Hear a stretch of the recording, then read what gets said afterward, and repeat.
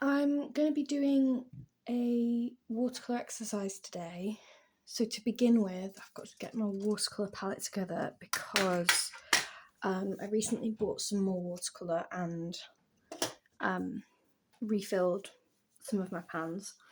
They're a bit messy just because I did not have the patience to do, you can do it like layer by layer. And I've seen people talking in videos about doing a thin part and then tapping it out, the air bubbles, and using a cocktail stick to get air bubbles out, and then waiting for that part to dry, then doing another part.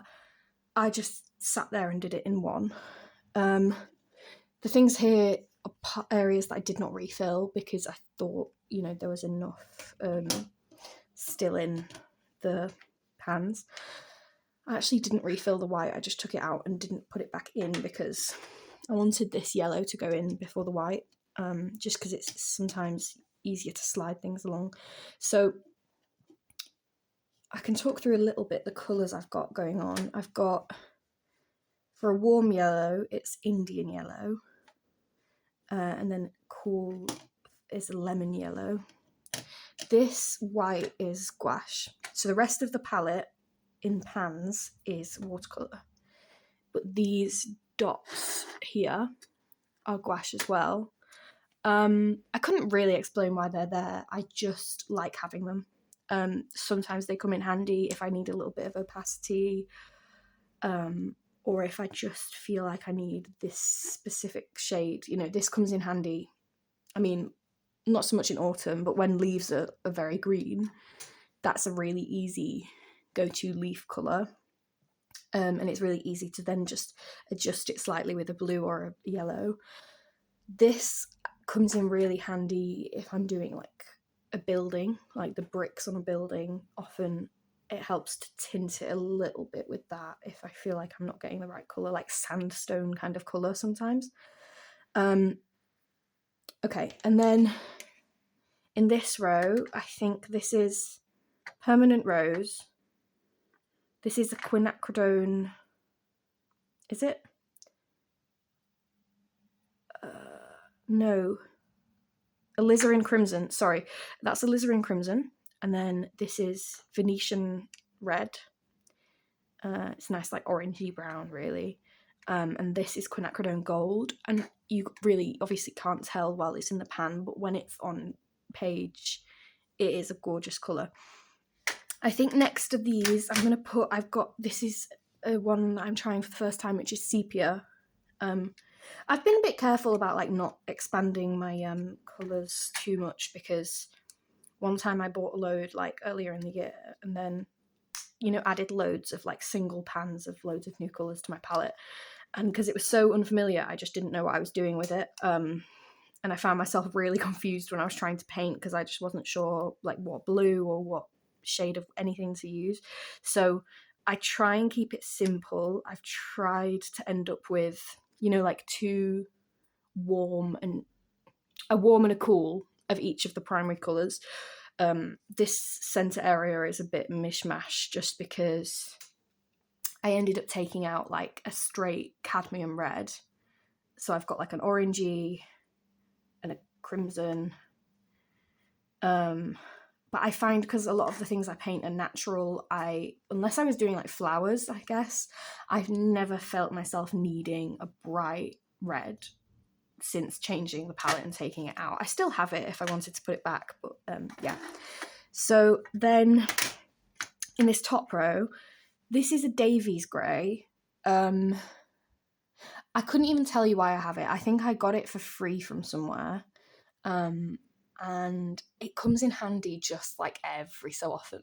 I couldn't tell you what I need it for particularly. Like sometimes I like it for a sky, sometimes if I want like a muted green or blue, water and trees on a misty day or something.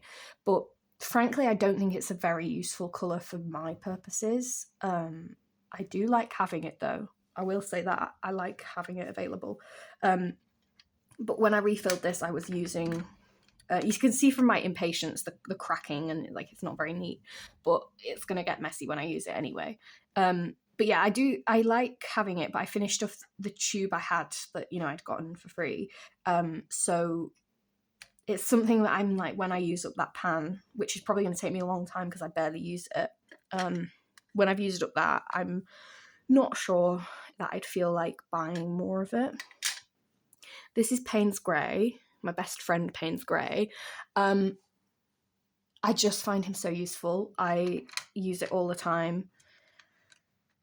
It kind of adds a lot of depth where I might be using like a blue for like a sky or like to mix a green. I find this is like a much more like natural, neutral alternative, or like to dim down what I've been doing. Like instead of a vibrant blue thing, or alongside a vibrant blue. So I've got Payne's Grey. Then the blue I end up using a lot is Prussian blue, and frankly the reason for this is because that's like the first blue I got initially when I was using these watercolours. And I do like other blues, but the thing is I've kind of learned how to use that blue in my paintings. And as I was saying, when I tried using loads of, you know, new colours that I bought, I found myself confused and making sort of shades that I didn't want in my painting.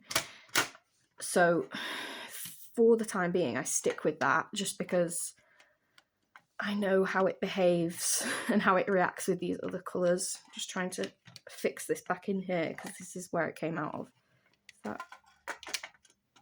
It's fairly fixed. I don't really know what else I can do. So yeah, some of the other blues, I do have them to hand because I might do a little swatch and then see what I can think. Unfortunately, I can't remember exactly what's going on. I think what I've got is an ultramarine and an indigo. This one, I don't think it'll be showing up, but this is slightly darker, so I think this is the indigo, and this, it's a bit muddied from when I used it. It's got a bit of green in it. I think it's ultramarine. So I think I'll do a little swatch. Let me just grab a sketchbook and I'll do it in the back of the sketchbook. I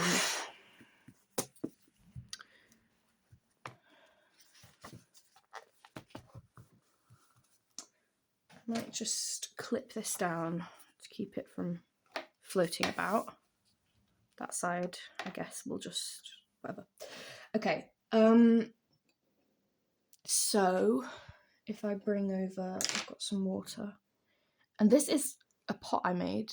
I can't turn it on its side, that's bad, because it's full of water.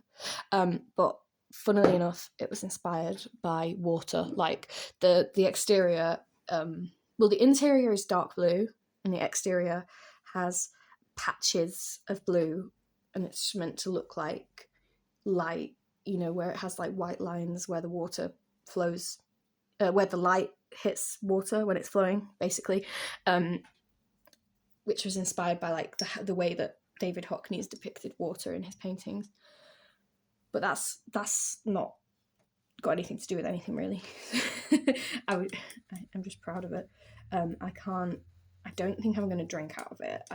I'm saying I can't, and it's because it's quite small. It was something I made quite early on when I've been doing ceramics. So I don't think I understood, you know, how much things shrink when you put them in the kiln. This is Davy's Grey. It's like not super pigmented, so you see what I mean? Like it's kind of a greeny-ish neutral grey.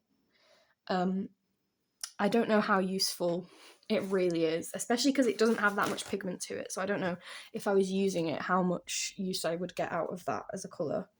I mix it into things if I think they want neutralising. You'll see the difference in like how much colour it comes out with the Payne's Grey.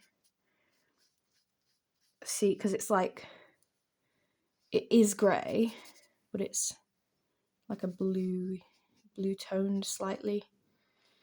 I'm not good at swatching. I never normally do it because as I've said, I know these colours very well, but obviously the purpose of doing this is like get to know like what you can do with your colours.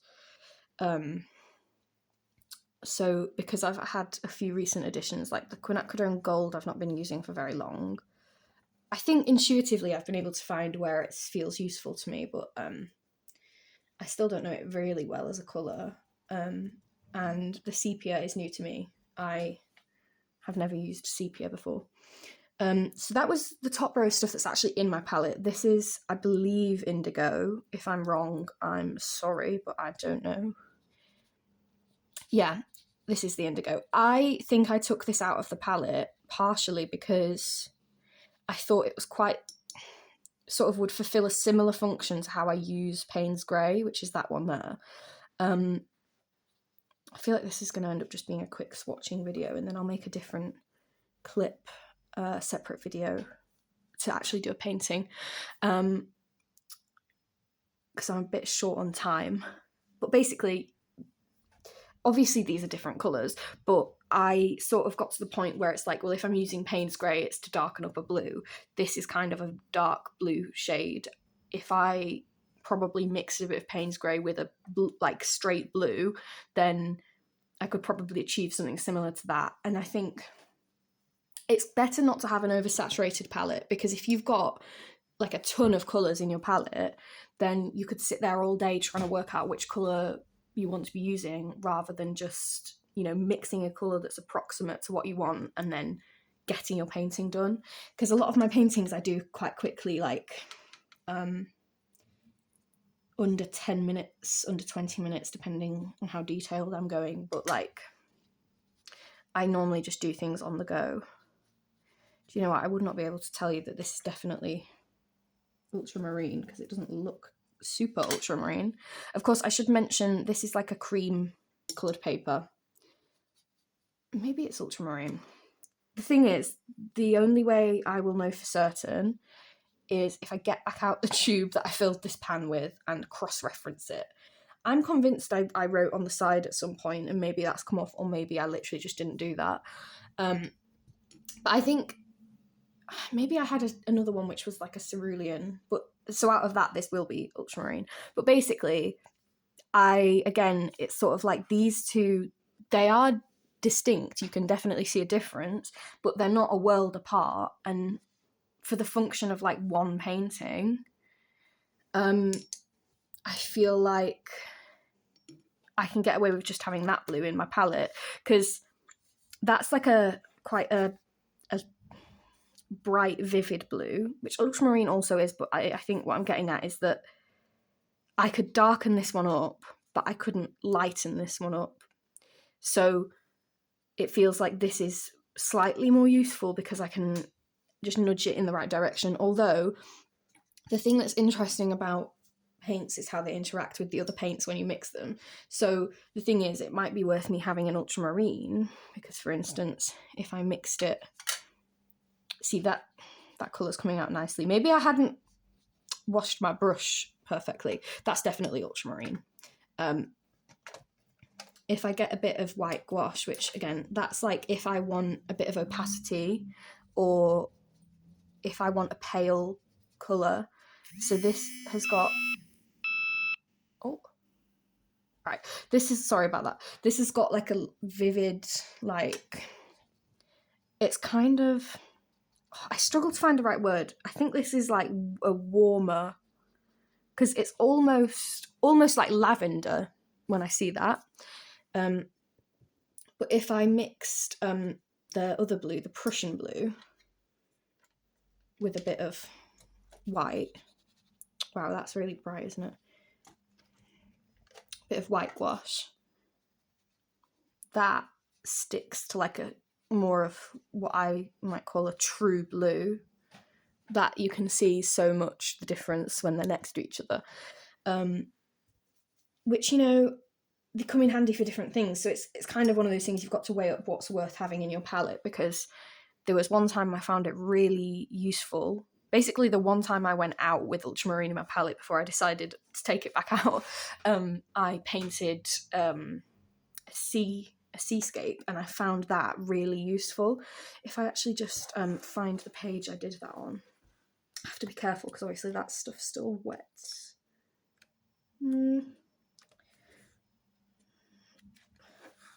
this here is like this ultramarine, dulled, not dulled down, brought to like a paler distinction, with the white gouache. And also, you know, I was saying about I have this gouache. It came in handy for sandstone. It came in handy for sand on a beach. You know, that's this colour. So it had its uses, because on a bright sunny day, that's what the water looked like. But you know, might look like different things on other days. It really depends. You know, it's one of these things. You can get this exact palette, which it says it's Rosa Gallery, Creativity Inspires. They do basically the same palette but like longer, and it's one of those things where maybe one day I'll be at a point where I want that, but right now I feel like it's better to keep it simple, not confuse it, not have too many colours. Basically I think maybe the use of having one so much longer is, you know, you can get a few more colours and then don't use all of them at once, so your palette for a specific painting won't be so confused, but you have the options there to pick your palette when you're, you know, out and about doing your painting. Because as it stands, I can only choose these before I leave the house, and I do a lot of my painting outside of the house. But also it might be useful if I decided I prefer having, you know, these full pans, which are like twice the size of what you call a half pan. If I wanted all my paints to be in a full pan, immediately I would have less room. Anyway, I'll carry on swatching because I'm interested to get to sepia, but I'll carry on in this order. So what we're getting here is Permanent Rose, if I remember correctly. Obviously that's a nice pink colour, but really what I use it for is mixing in with other things. So if I want like a nice orange, I've been doing a few sky paintings lately. The sunsets have been kind of crazy. Let me see if I can find one I did. Needed like an orange. And obviously these have like then, you know, you can see a tiny bit of pink poking in, but it's orange. And that has been like these yellows or like a quinacridone gold mixed in with this Permanent Rose. So I kind of use it where I would use a red in mixing, but I find that it like creates like a more neutral colour. Because when I was using cadmium red, it would kind of be like, I don't know if it was the consistency of the paint or something or how pigmented it was, but every time I would get like a tiny bit of it to mix a colour, it would like overpower the rest of the colours I was mixing it with, and it would just basically turn red. Which kind of can happen as well with this, which is the alizarin crimson. I think, by the way, most of these colours are Windsor and Newtons. They tend to be the professional ones, but I have a few Cotmans in here, which I think are just like, you know, the cheaper ones aimed at students. Although I've seen people saying, and my partner's been telling me, that apparently like the Cotman and the professional ones, the quality between them really doesn't vary. Sorry, that's my phone telling me something. So, you know, it's not worth spending twice the amount of money on the professional unless you particularly want to. Because I was restocking on Payne's Grey yesterday, and I swear, like the professional one, they had it in smaller tubes and it cost like twice as much as like the Cotman was like twice as big of a tube and like a little bit cheaper as well, like far cheaper really. And I so far cannot tell the difference. I'm not sure, maybe there's something about the light fastness, the quality of the pigment, but like for my purposes I've never noticed a difference. Maybe that shows that I'm not like a super discerning person, but whatever. Again, with the alizarin crimson, I'm very rarely just using that colour as it is, because I'm very rarely painting things that got that colour, but it's like amazing for mixing. This is Venetian red. Again, pretty much I use it a lot for mixing. You can get a really good black by mixing Venetian red and Payne's grey, and I think the same is true for things like a neutral tint and a Payne's grey. I've even heard, I think, sepia and Payne's grey, so I'll have to have a look at that. I'll do it quickly now.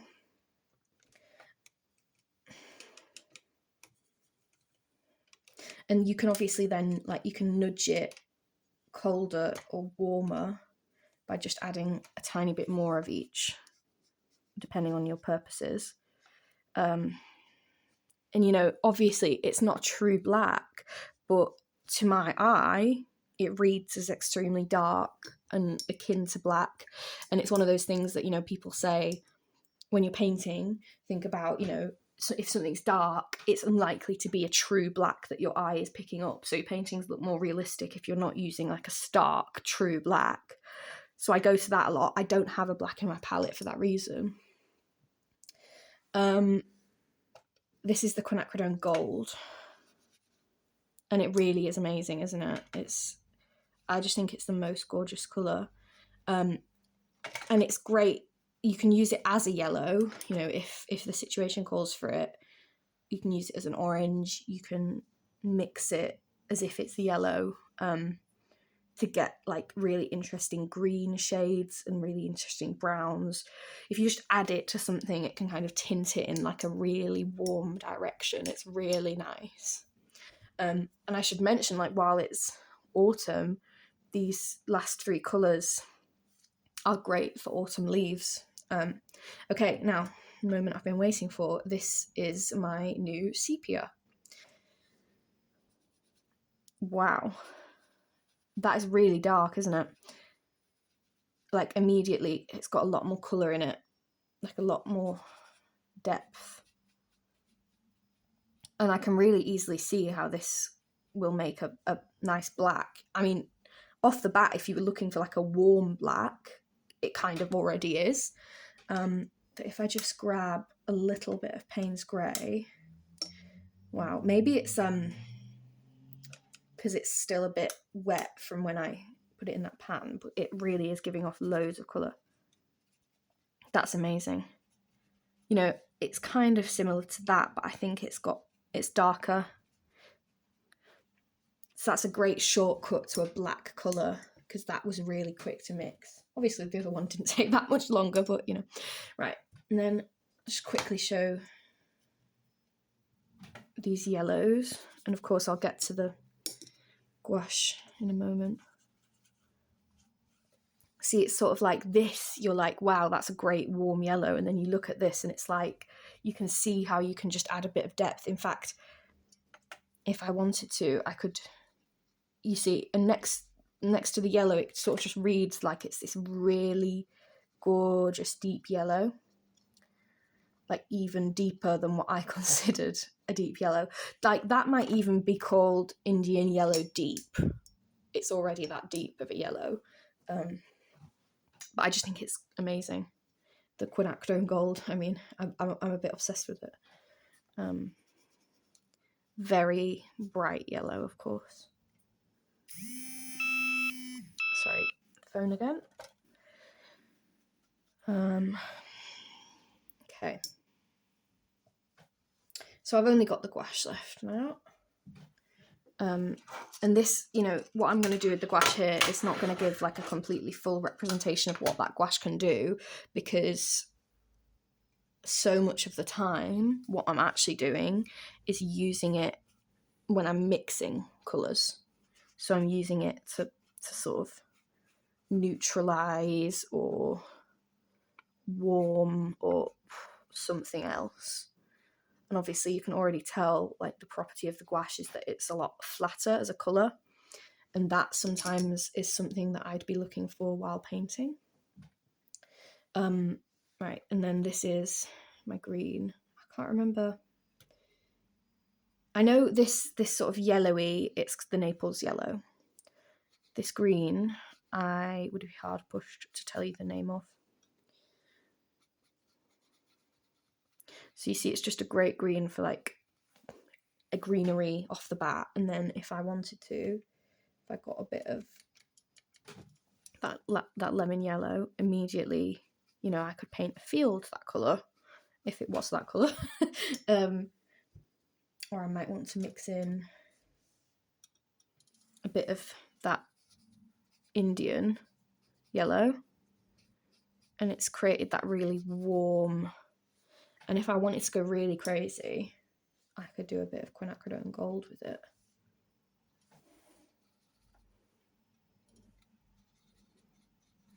And it's got sort of this like nice swampy green if you're painting a swamp, or just, a willow tree, something, an area of water. So those are the watercolours I'm working with at the moment. Most frequently it will be just these ones that are in my palette. My palette often does not look this clean. It is only this clean because when I refilled my paints yesterday, I gave it a bit of a wipe down. I wiped the top of some of the colours because these yellows often look very muddy and green because of how much I use them for mixing rather than just as a straight yellow. So I'll stop here. So this video has just been about my watercolours and a couple of gouaches. And then I'll pick up in another video where I'm going to try to do a watercolour painting, and that's going to be about trying to capture different light, which is something I've been wanting to focus on since getting into painting these sunsets. I feel like it's really difficult to capture like luminance in watercolour. So I found like a nice painting that I want to do a study of. So I'll get back to that in a different video.